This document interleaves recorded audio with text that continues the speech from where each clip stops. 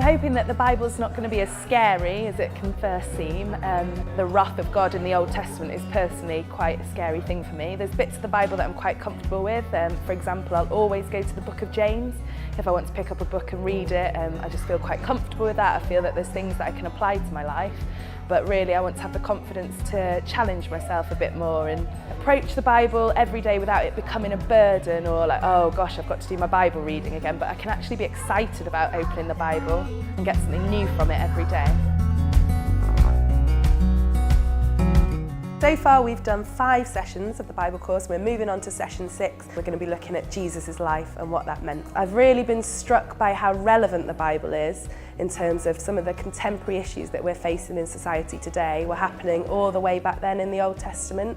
It's helped me to understand the Bible in its bigger picture a bit better. I've picked up some Bible facts that I didn't even know before. So for example, I didn't know that Jesus came from the line of Judah, that God doesn't always pick the firstborn, but sometimes God chooses the least likely person. It feels like an accomplishment as a church that we've been on this journey together, and I think that's really helped us to discuss the Bible more together as a church. We're not afraid to challenge each other in questions. I don't kind of feel stupid anymore about saying, oh, what does that mean?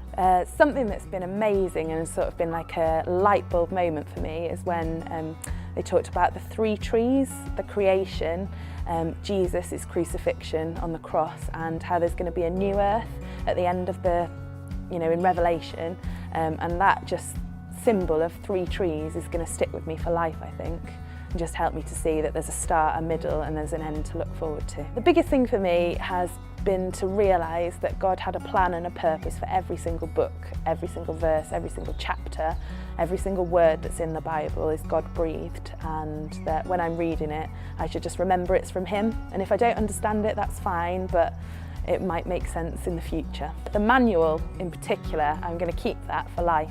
I think that's going to be a really useful tool to refer back to. Perhaps if I'm struggling a bit, I can dig the manual out and look at the timeline and remember that the Bible does have a purpose.